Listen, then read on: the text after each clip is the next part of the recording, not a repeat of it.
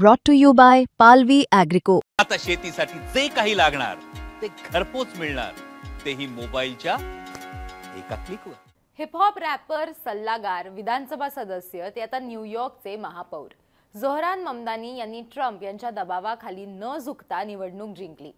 जेव्हा आपल्याकडे खान महापौर होईल असं म्हणत दोन धर्मांमध्ये फूट पाडण्याचा प्रयत्न केला जातोय, त्याचवेळी न्यूयॉर्कमध्ये भारतीय वंशाचे मुस्लिम असलेले झोहरान ममदानी महापौर म्हणून निवडून येतात आणि या निवडणुकीची फक्त भारतापुरतीच नाही तर जगभरात चर्चा होते. न्यूयॉर्कच्या मेयरपदी झोहरान ममदानी निवडून आले. न्यूयॉर्कचे ते सर्वात तरुण आणि पहिले मुसलमान मेयर आहेत.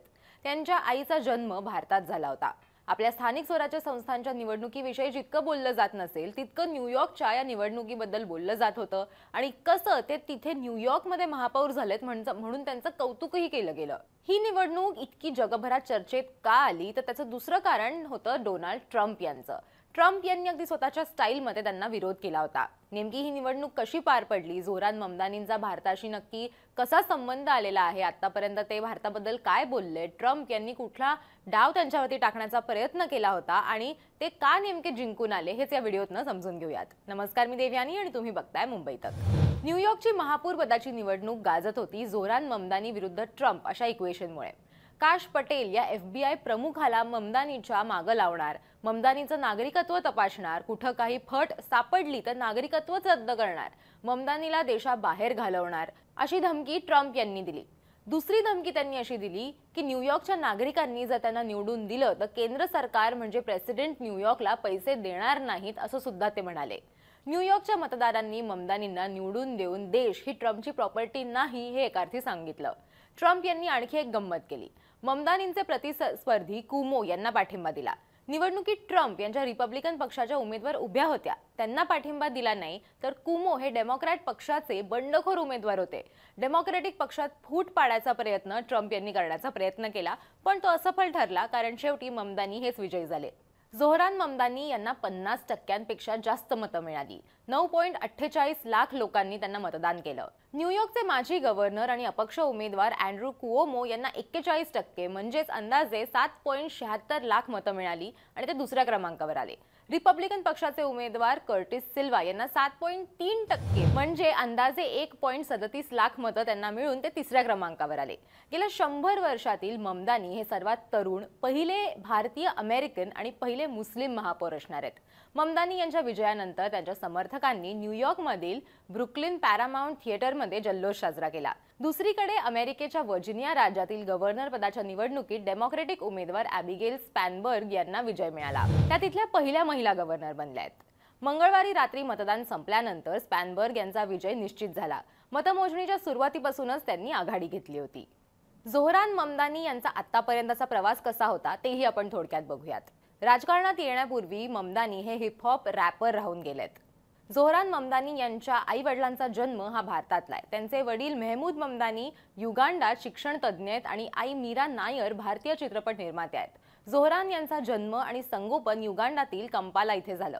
ते 7 वर्षांचे असताना आपल्या पालकांसह न्यूयॉर्कला स्थलांतरित झाले. झोहरान ममदानी यांनी अमेरिकेमधल्या मेन राज्यातल्या बोडोइन कॉलेजमध्ये आफ्रिकाना स्टडीजमध्ये बॅचलर्स पदवी मिळवली. महाविद्यालयातून पदवी घेतल्यानंतर ममदानी क्वीन्समध्ये गेले.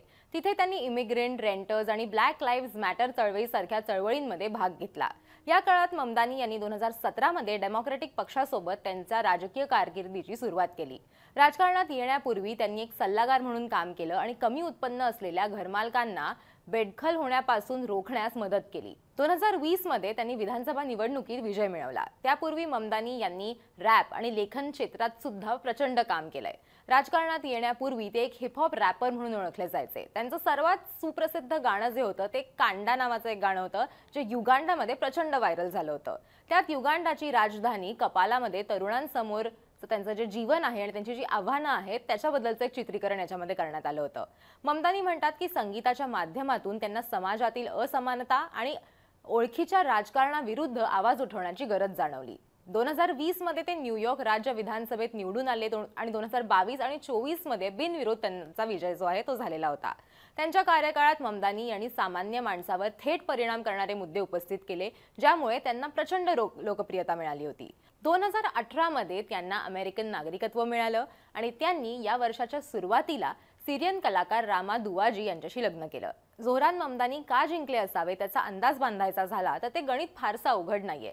आंतरराष्ट्रीय सामाजिक निरीक्षक व समीक्षक निळू दामलेंनी त्यांच्या एका लेखात ममदानी का जिंकले असतील हे सांगण्याचा अगदी सोप्या शब्दात प्रयत्न केलाय. ते काय म्हणाले ते पण थोडक्यात बघूया. ममदानींचा निवडणूक अजेंडा थेट सामान्य लोकांच्या खिशाशी आणि त्यांच्या दैनंदिन जीवनाशी संबंधित होता. त्यांनी न्यूयॉर्कला असं शहर बनवायचं आश्वासन दिलं जिथं प्रत्येक जण सन्माननीय आणि सुरक्षित जीवन जगू शकेल.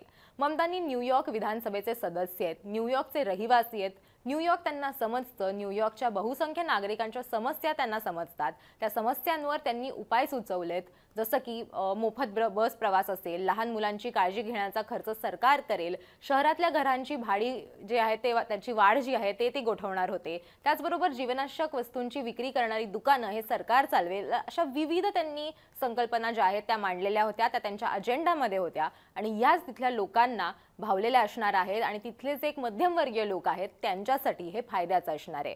ममदानी यांचा भाडे नियंत्रण कायदा करणं, महागाई आटोक्यात ठेवणं हे सुद्धा त्यांचे याच्यासाठी सुद्धाचे जे उपाय आहेत ते सारखं त्यांच्या अजेंडामध्ये सांगत होते किंवा ते त्यांचे विचार मांडत होते.